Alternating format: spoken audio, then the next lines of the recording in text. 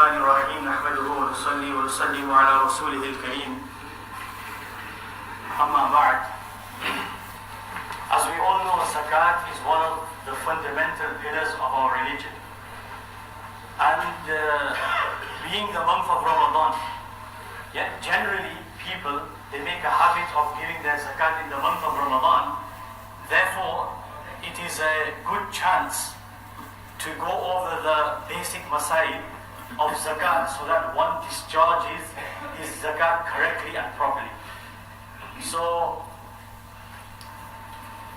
the things we'll be covering today, inshallah, between the Asr and the Maghrib Salah, basically the importance of giving Zakat, how important it is to discharge your Zakat, what the Quran says, what Nabi sallallahu alayhi wa sallam says, then what is the meaning of Zakat, what is the real percentage of Zakat, what is the calculation method, which assets are Zakatable, which aren't, and also the recipients of Zakat, which people can take Zakat and who can't take Zakat.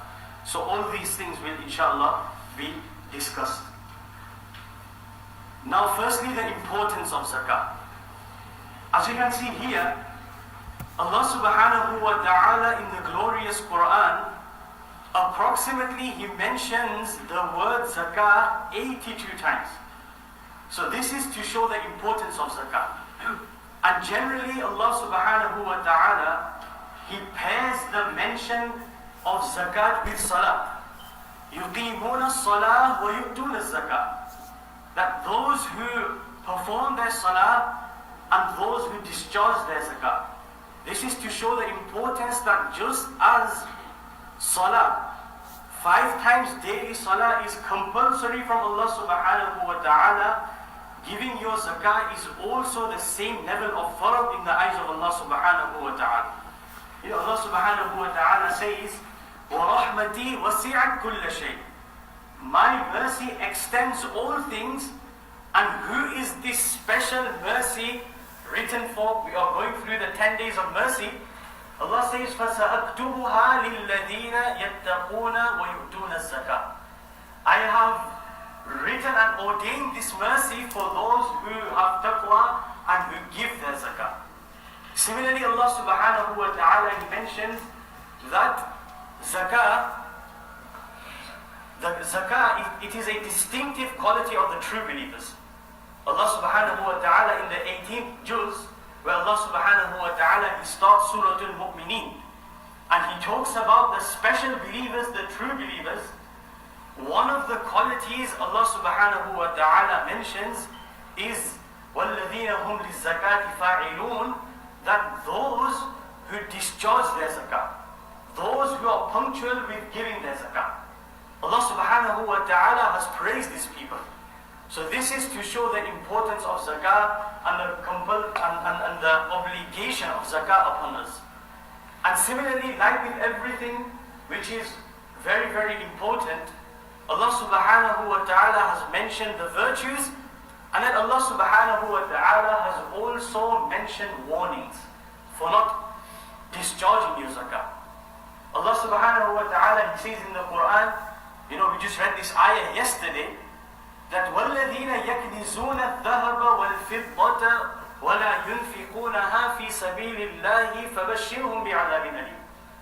That those who hoard their gold and silver, those who hoard their wealth, and do not spend in the path of Allah subhanahu wa ta'ala, over here, it is talking about zakah, who do not pay their zakah. Warn them of a painful punishment. On the day it will be heated up in the fire of hell. The gold, silver, the wealth will be heated in the fire of hell, and their foreheads, sides and backs will be branded on the day of Qiyamah. It will be said to them, this is what you accumulated for yourselves, so taste the punishment which you have accumulated for yourselves. So this is the warning laid down for those individuals who do not discharge their zakah. Similarly, Nabi sallallahu alayhi wa sallam says that whoever is given wealth by Allah subhanahu wa ta'ala and does not give his zakah, then on the day of resurrection, his wealth will appear like a bull-headed poisonous snake with two horns, which will encircle him, squeeze him, and then taunt him that I am your wealth, I am your treasure, which you hoarded in your life and you did not discharge in the path of Allah subhanahu wa ta'ala. This is the wa'id and this is the warning laid down for that individual who does not give his zakah. This is why zakat is very, very important, and we should all learn the masail of zakat and give our zakat correctly. Now, the main benefit or the reason to give zakat is because it is the command of Allah subhanahu wa ta'ala simple. Allah subhanahu wa ta'ala has told us to give zakat, so we give zakat whether there are benefits or not. But the ulama also list some social benefits of giving zakat. For example, when you give zakat, there's redistribution of wealth. So the rich, they share their wealth with the poor. Elimination of poverty. Yeah, if you are recipients of zakat, by the Muslim population, each and every individual gives his zakat, then this will eliminate poverty. There's also reduction in crime. Yeah, a lot of crime happens due to no money. Yeah, this is why in third world countries where people are less developed, there's more crime because people are for money. So if each and every individual discharges his zakat, then in the locality of Muslims, there will be a reduction in crime also. And similarly, it is a betterment of the local economy. So these are all the social benefits of giving zakah. And zakah, ibadat, all the ibadat Allah subhanahu wa ta'ala has instructed us to carry out, they are of different types. Salah, which we carry out on a day-to-day basis, this is a bodily form of worship, where we worship Allah subhanahu wa ta'ala with our bodies. We stand, we go in ruku', we go in sujood. This is bodily worship. Thereafter, fasting. In the month of Ramadan, this is a worship of abstinence, where an individual has to not do something, he has to stay away from something. He has to stay away from food, he has to stay away from drink, he has to stay away with relations with his wife. This is all staying away. This is a different type of worship. Thereafter, we have Hajj, which is a mixture of bodily worship, abstinence, and also it's a monetary worship. And Zakah, which is under discussion today, this is a monetary worship and a mali ibadah. This is something to do with our wealth, and we discharge with our wealth. So Zakah is monetary worship, it is the worship of our money. Now the meaning of Zakah, first for everything, you have the meaning in the dictionary, the literal meaning, and then you have the meaning taken in our Sharia. So the literal meaning, it always has a connection with the Shari'i meaning. The literal meaning of Zakah in the Arabic language, it has two meanings. One meaning is increase. Zakah means increase. So the connection with the Zakah we pay is that by discharging Zakat, Allah subhanahu wa ta'ala will increase your wealth. This is a connection. And the second meaning of Zakat in the dictionary is purification. And what's the connection? Zakat, it purifies your wealth. By taking out Zakat, the remainder of your money is purified. This is why Zakat is called Zakat. And the Islamic or the Shari'i meaning of Zakat is payment of 2.5% of an eligible Muslim's wealth every single lunar year. So paying Zakat, 2.5%, and this is also every single year. And note how Allah subhanahu wa ta'ala has only instructed us to pay 2.5% of our wealth. Compare this to income tax. See how little Zakat is. It's only 2.5%. And I put a diagram, you probably see it, to explain in reality how much Zakat we pay. So all these slices of cucumbers, that's our wealth. So 1, 2, 3, 4, 5, 6, 7, 8, 9. That's 90% of our wealth, that's ours.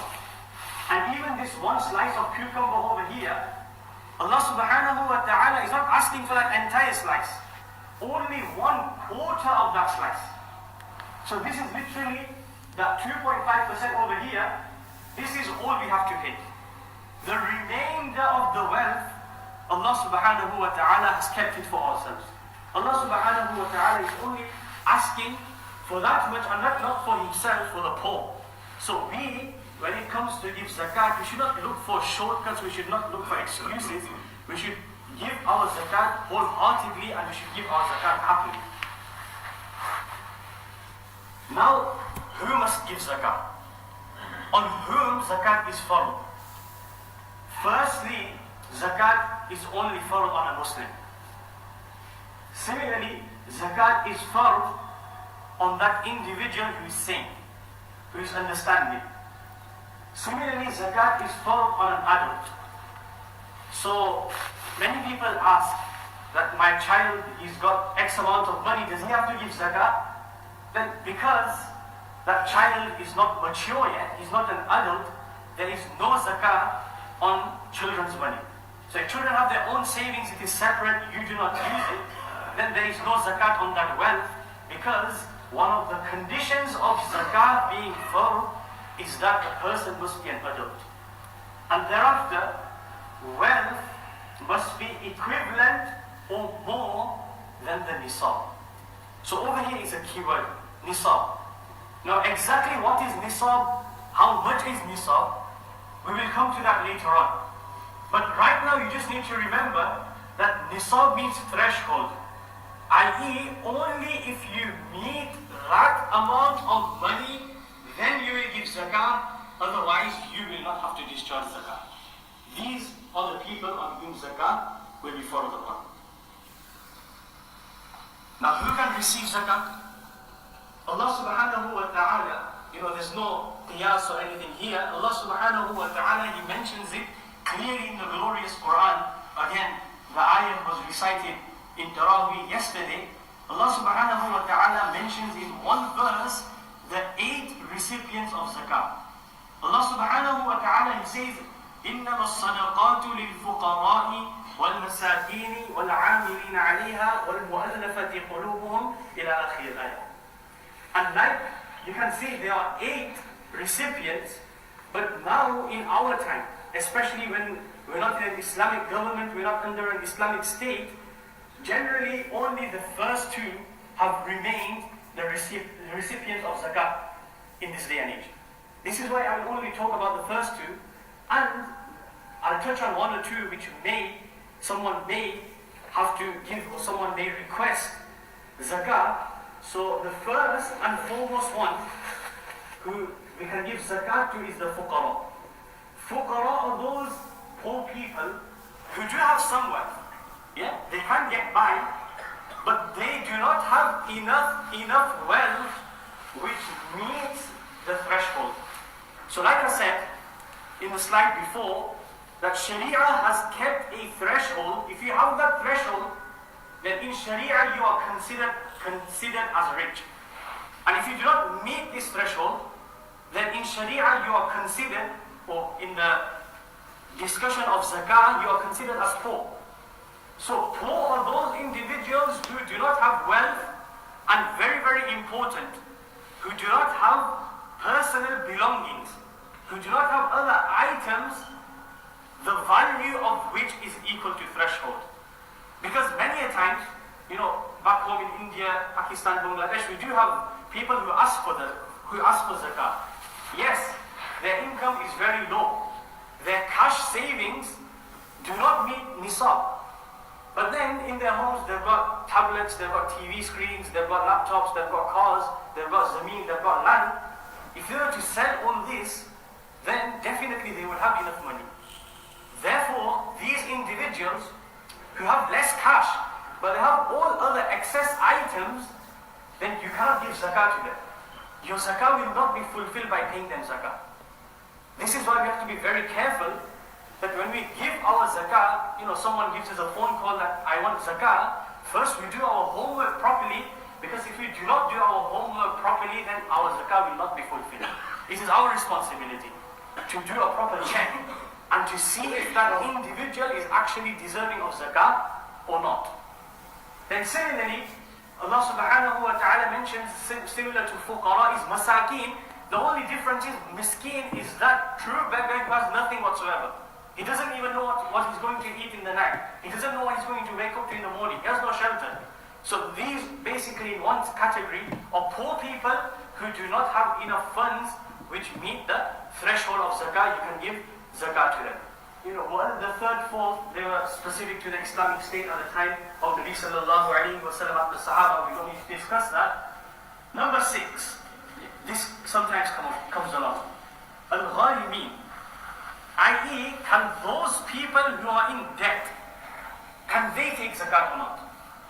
So yes, it is mentioned in the Quran that those individuals who are in debt, they can take zakat. However, there is one condition, that those in so much debt that they do not have any surplus possessions. This is key over here. That they are in debt. Yeah, so many businessmen, they're in debt because they're always taking debt and putting it into another venture. So does that mean these rich businessmen can take zakat because they are in debt? This does not mean that. You can only give zakat to someone who is in such a debt that his debts are more than his assets, his debts are higher than his income, and he has no surplus possessions which he can sell to fulfill his debt. So one individual, he's got a debt of £10,000, his assets are only £5,000, yeah? But he's got 3-4 cars, he's got lands in India, he's got buildings, he's got properties. Then you can't give him zakah because he's in debt. Because he has all these surplus possessions. If he was to sell these, then most definitely he can free himself from debt and then he won't be classed as poor. Therefore, you have to be very careful.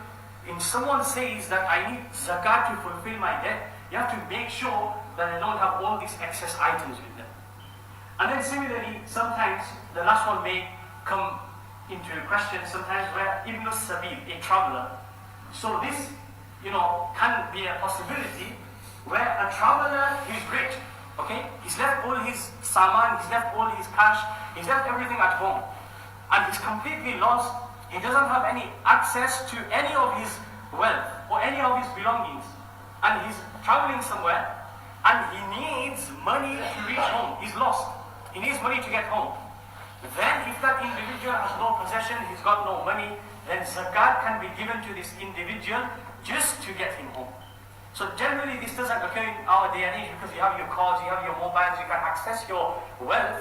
But if there is to be a case, then Allah subhanahu wa ta'ala has also kept this a recipient of zakat. Who can zakat cannot be given to? Even if they are poor, even if they are destitute. The zakat cannot be given to, number one, a non-Muslim. A non-Muslim you cannot give zakat to. This is why, that question came last year as well. For example, the question came of giving zakat to a hospital. But this is the problem over here, because if you give zakat to a hospital, there's one other problem. But one of the other problems is, if you just give zakat to a hospital, then not only Muslims come to a hospital, non-Muslims come to the hospital also. So if you give just zakat to a hospital, and the hospital uses that to cure a non-Muslim, then this is one of the reasons why your zakat will not be accepted. So you can't give zakat to a non-Muslim. You can't give zakat to a Hashimi, i.e. the family of our beloved Nabi sallallahu alayhi wa sallam. To whoever is Sayyid Khandan, you can't give them zakat. Why? Because Nabi sallallahu alayhi wa sallam has said that my family will not take zakat. My descendants will not take zakat. Because Nabi sallallahu alayhi wa sallam had hope in us that we will help his family. If the Sayyids are ever in need, then we won't need zakat to help them. People will be ready to help them dillah. Therefore, there is no zakat for Hashimi and Sayyids. Similarly, the payer's descendants. So your children, so your son, your son's son, your grandson, you can't give them zakat. Similarly, your ascendants, your father, your grandfather, you can't give them zakat also. Family.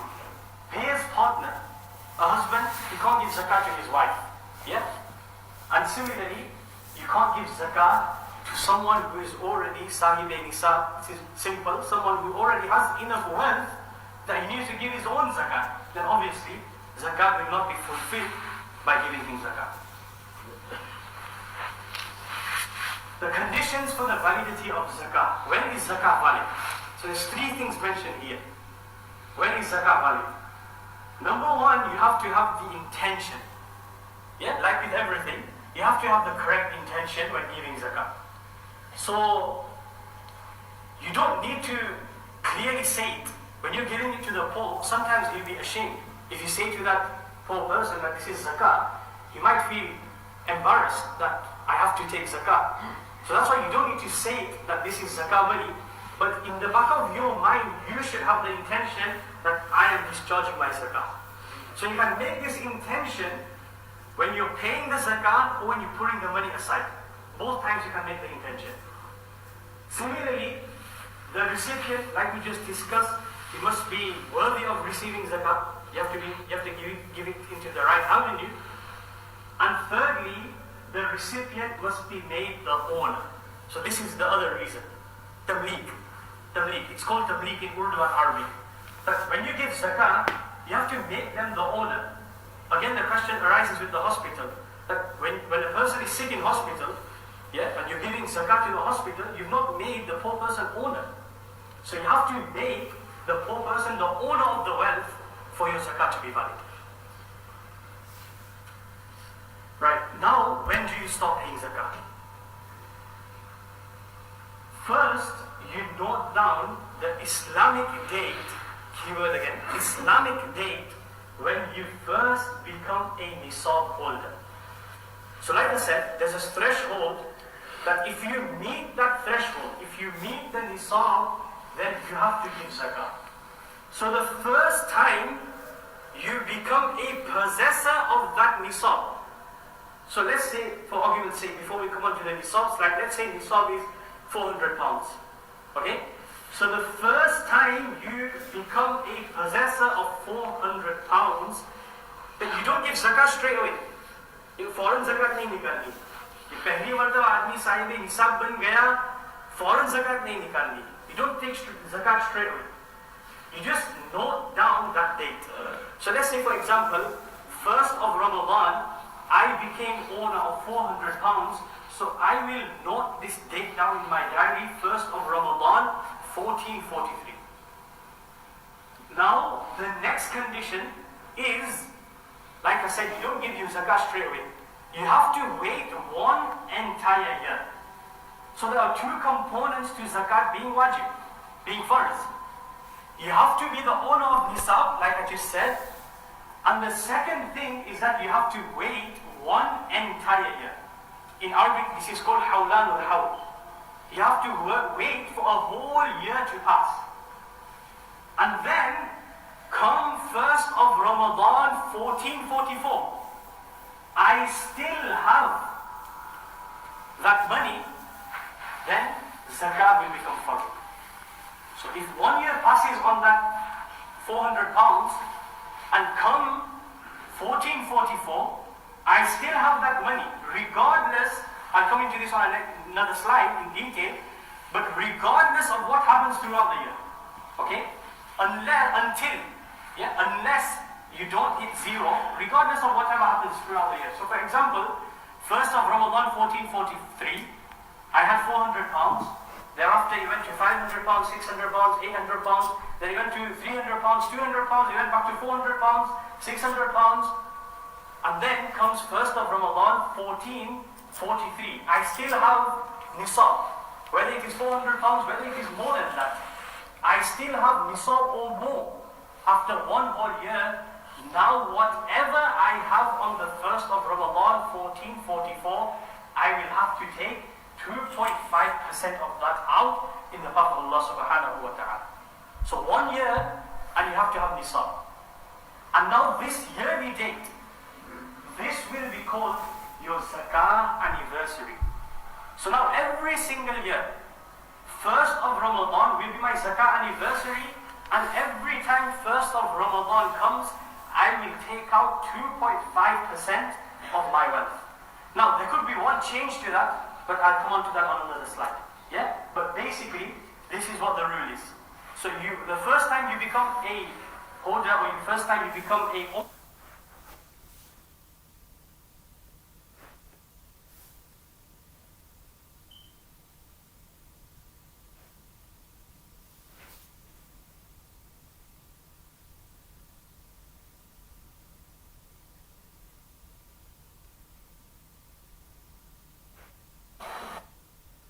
take zakat because they are in debt. This does not mean that. The value of which is equal to threshold. Because many a times, back home in India, Pakistan, Bangladesh, hospital uses that, and now this yearly date, this will be called your zakat. There will be one change to that, but I'll come on to that on another slide. Yeah? But basically, this is what the rule is. So the first time you become a holder, or the first time you become a owner of the nisab, you note that date down, you let 1 year pass, and if you still have nisab or more, then whatever amount you have on that day, you will give 2.5% out in the path of Allah subhanahu wa ta'ala. Now, one or two things to note, that what if you don't know your zakat anniversary? So for example, the first time you got your wage, you were practicing, and then a couple of months down the line, or a couple of years down the line, you heard the masla that to give zakat, you need to know the first time you became the owner of this threshold. So then, Sharia says you have to estimate. You have to make a good guess. So look at your bank account, look at your payslip, track your account, see if you can get to the first time where you got the sum. And if you can, then fabiha. But if you can't, you've tried, and you still can't work out exactly when the first day you became owner of nisab, then Sharia says, La yukallifullahu nafsan illa wus'aha. Sharia has not made anything difficult. Sharia said just make an estimate. Just make an estimate that approximately I was this years old, I was of this age where I started early, so maybe this was the time when I first became the owner of nisab. Then you can make an estimate, and then you will keep that as your zakat anniversary. So if you can't remember, you've tried your best, then just make an estimate, inshallah, that will suffice also. Now, coming on to calculating zakat. On what do you give zakat, what do you not give zakat, how do you calculate your zakat? So, there's 3 steps over here.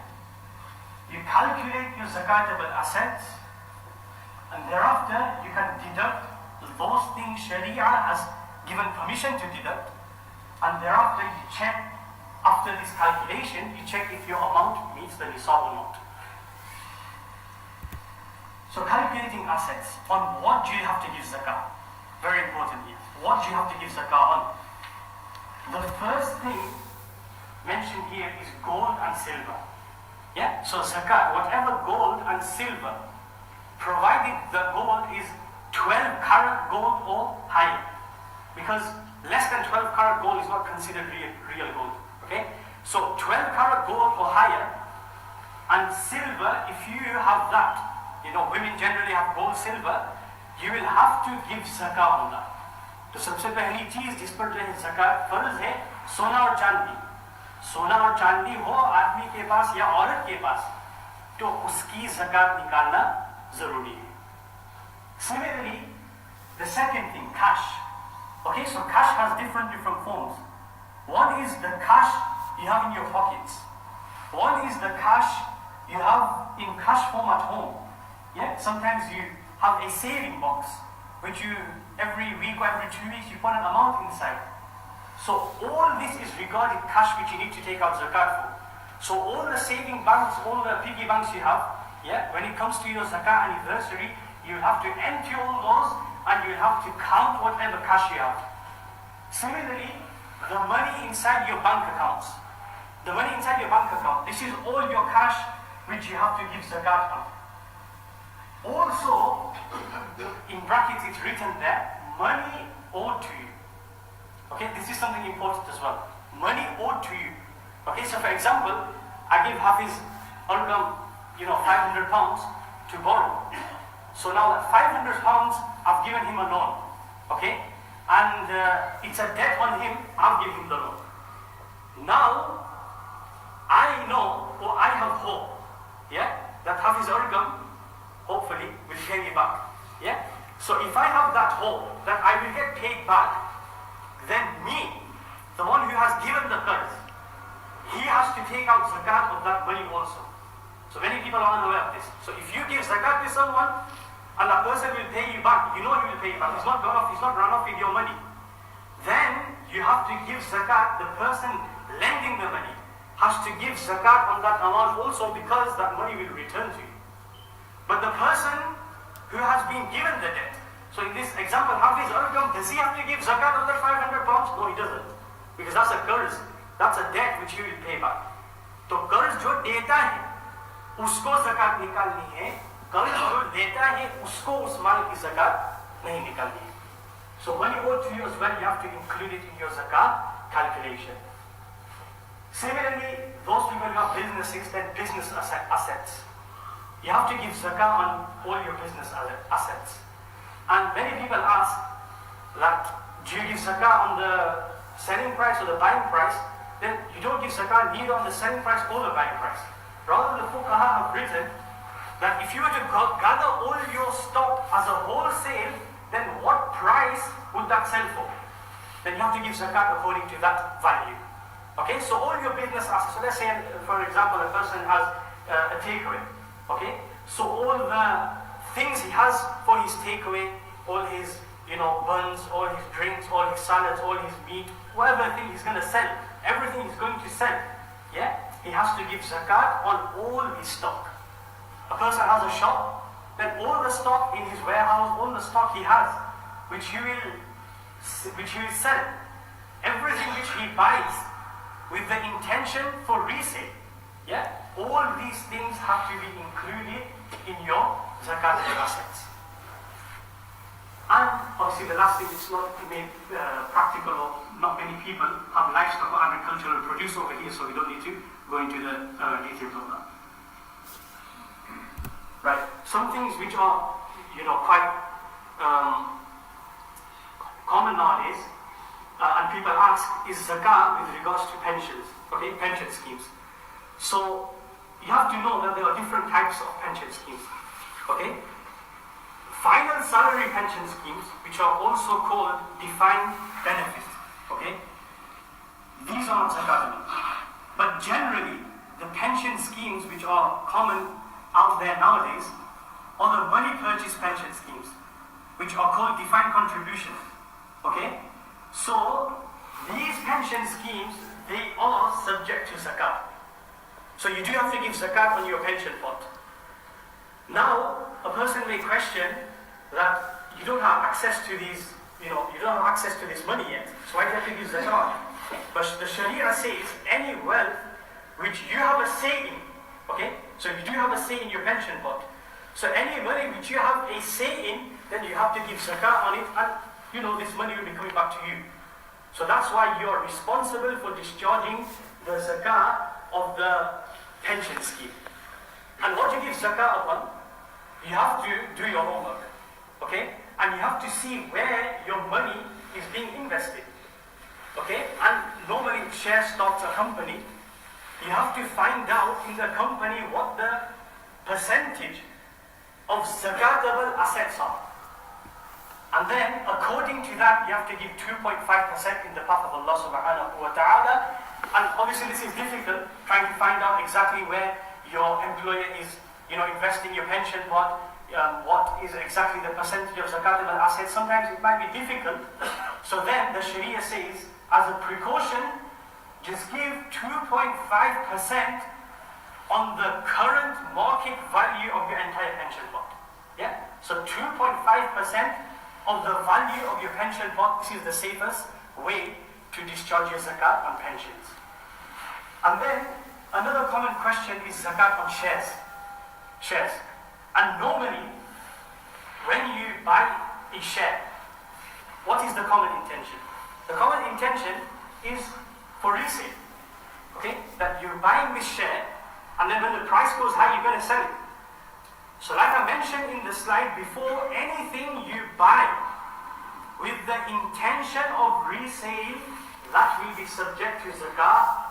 So your shares as well, whatever the market value is of your share, you have to give 2.5% of that in the path of Allah subhanahu wa ta'ala. Yes, if a person has got some shares, but not for the intention of resale, he's not going to sell it again. He just bought the share, he's just going to benefit from the dividends every year. Then he has to give zakat only on the underlying zakatable assets in whatever share he has. Yeah, so that company where he's invested in, okay, you have to again do your homework and find out what are the zakatable assets, i.e. what are the business assets of that company. And then whatever the value of that is, you have to give 2.5% of that in the path of Allah subhanahu wa ta'ala. Again, if you cannot determine exactly what the zakatable assets are, then the safest option is to just give 2.5% of your full value of the share. Okay, but normally, generally people, they invest in shares with the intention of resale, so you have to give zakat on the full value, 2.5% of the full value.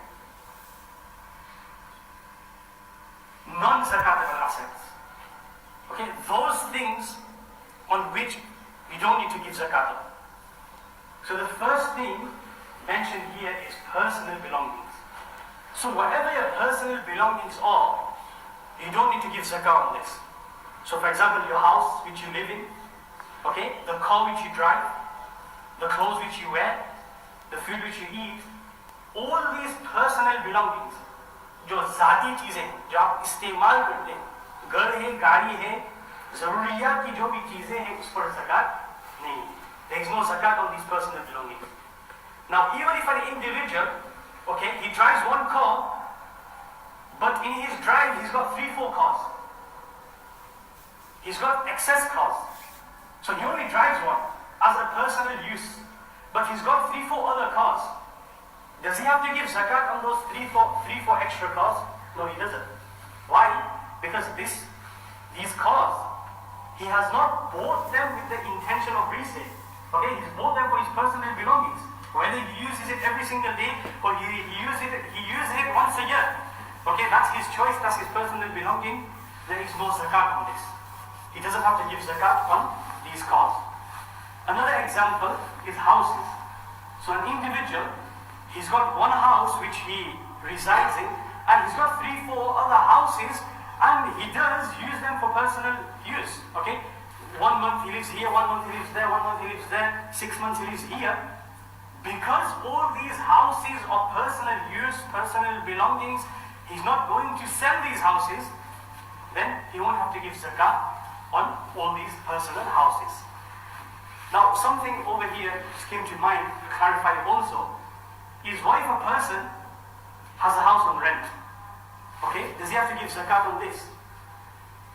So the answer to that is, if you have a property on rent, if you have a house on rent, then you don't have to give zakah on the value of the house. Again, why? Because you're not selling that house. The house is yours. So you don't have to give zakat on the value of that house. However, whatever income, whatever rent you are receiving, yeah, you will have to give zakat on that income or on that rent. तो किराए पर घर है, तो जो घर है उसकी कीमत पर zakat नहीं देनी है, क्योंकि घर आपका है, घर आप बेच नहीं रहे हैं. लेकिन जो है किराया आ रहा है, जो रेंट आ रहा है, उस रेंट पर जो है zakat देना जरूरी हो. Thereafter jewelry, yeah, which is not made of gold or silver, plastic jewelry, fake jewelry, there's no zakat on this. Similarly, gemstones, okay, there's no zakat on them also. Haram wealth, another important one. Haram wealth, there is no zakat on haram wealth. So if a person, he has haram wealth by him, then you do not include this in your zakat calculation. Why? Because Allah subhanahu wa ta'ala doesn't want the zakat of haram wealth. Okay? So now the question is, what's the hukam? What's the ruling of haram wealth?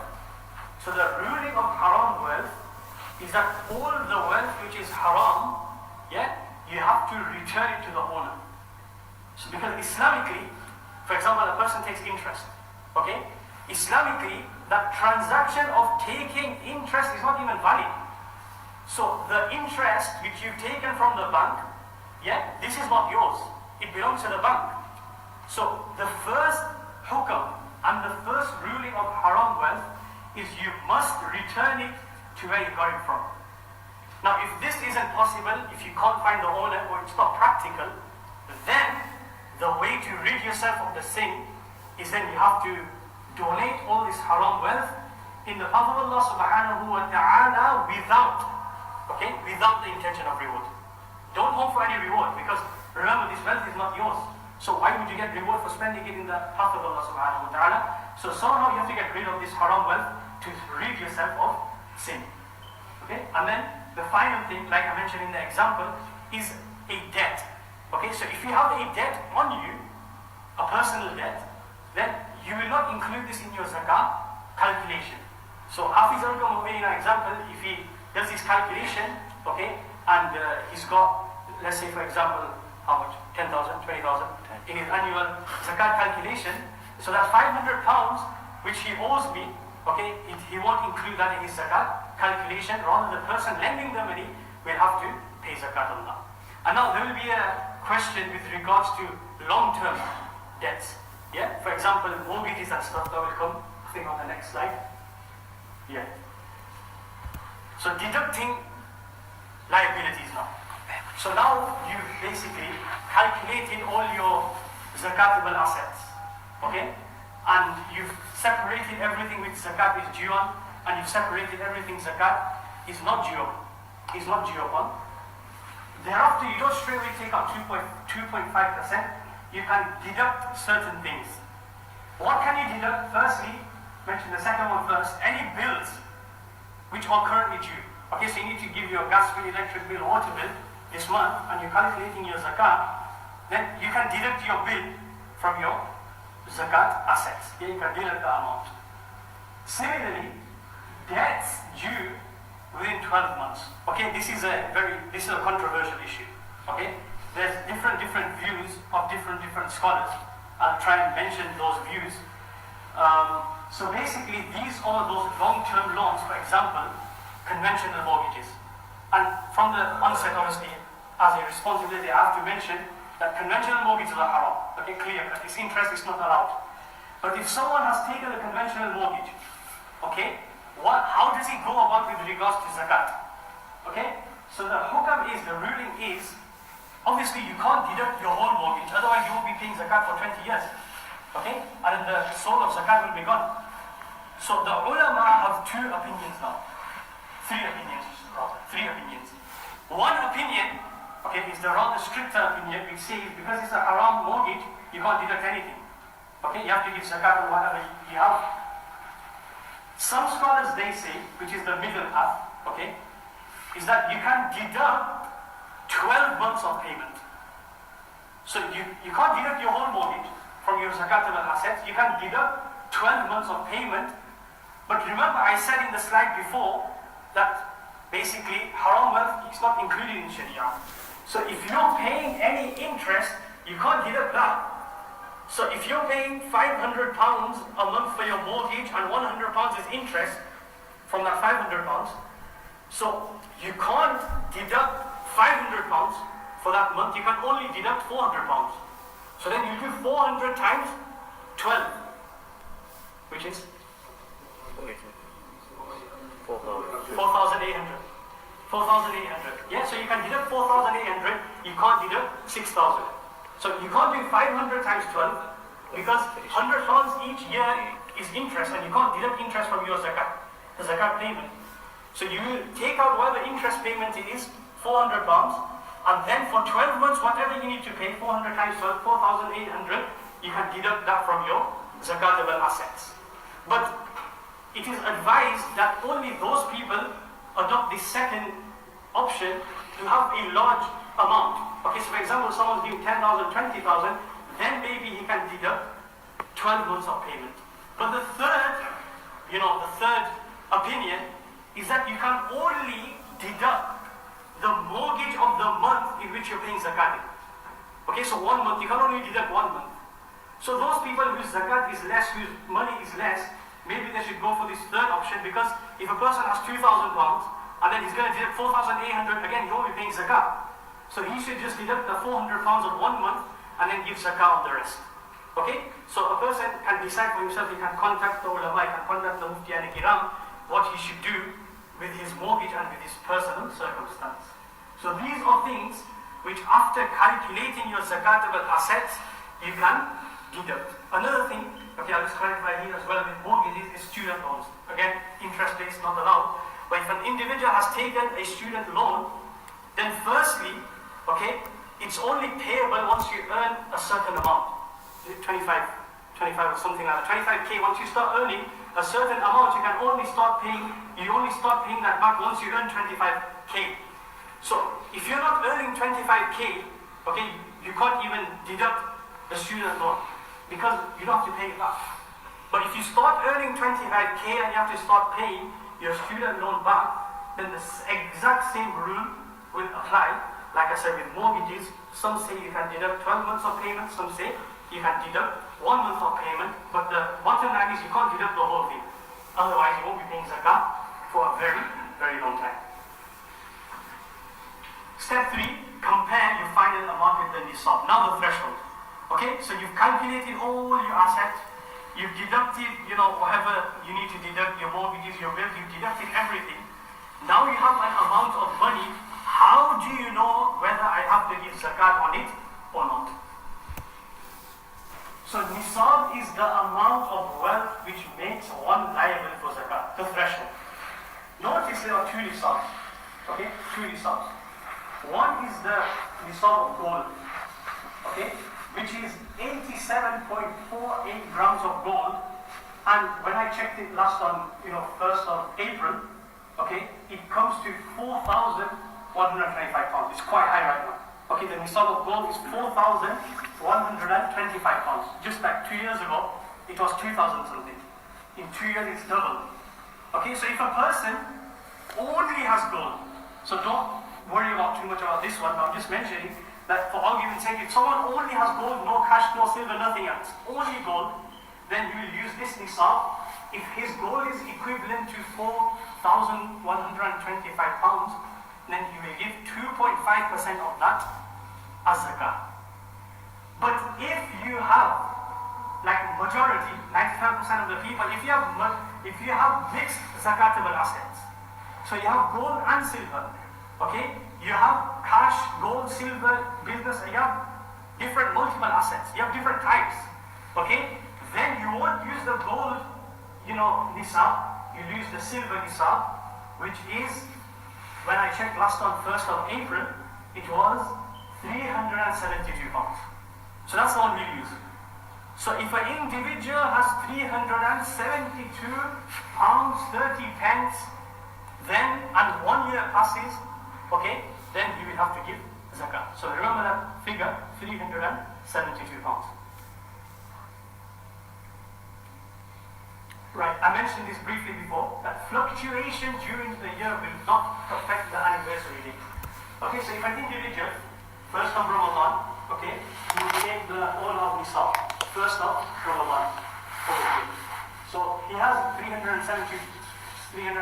pounds here, and then Ramadan, Shawwal, Dhul-Qa'dah, he went below nisab. So 400 pounds, let's say, for example. Then he went below nisab in, for example, Dhul-Hijjah. Okay, he went for Hajj. So he's basically below nisab. Okay, but he's not, remember this, he's not reached zero yet. Okay, he's basically above zero, but below nisab. So an individual is in Dhul-Hijjah, he's only got 200 pounds. Okay, but then again, Muharram, Safar, Rabiul Awwal, Ramadan comes, 1 year passes, and his zakat date comes, and he's got more than nisab. Regardless of what happened throughout the year, come his zakat anniversary, he's got nisab or more, he will have to give zakat. Okay, he will have to give zakat on whatever amount he has on 1st Ramadan 1444. So 1st Ramadan 1443, he had 400 pounds, then he went to 300, 200, 100, then he went to 100, 200, 300, 400, 1000. And come 1st of Ramadan 1444, he has 1,000 pounds, he will give 2.5% of 1,000 pounds. Whatever amount you have, you will give zakat on that. So long as net assets do not drop to zero or below. Okay, there's one exception to that rule. And that is that you had nisab on your zakat date, 1st of Ramadan, but then,